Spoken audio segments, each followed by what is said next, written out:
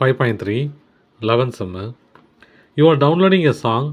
The percent y of MB remaining to cut download in x seconds is given by y equal to minus 0.1x plus 1. Find 3 question கொடுத்துருக்காங்க. The total MB of the song கொடுத்துருக்காங்க. இப்போ என்ன கேட்டிருக்காங்க அந்த கொஸ்டின்லனா ஒய்ங்கிறது remaining part of அல்லது percent of download.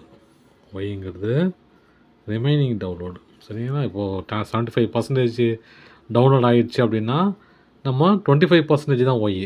Okay, புரியுதுங்களா?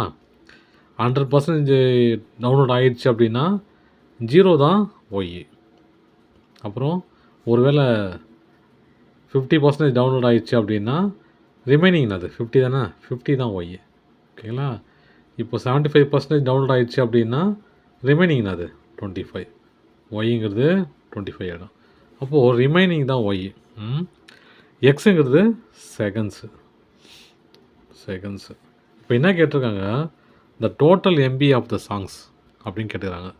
இப்போது நம்ம ஒரு டவுன்லோட் பண்ணுறோம், ஒரு வீடியோ ஆடியோவோ டவுன்லோட் பண்ணுறோம்.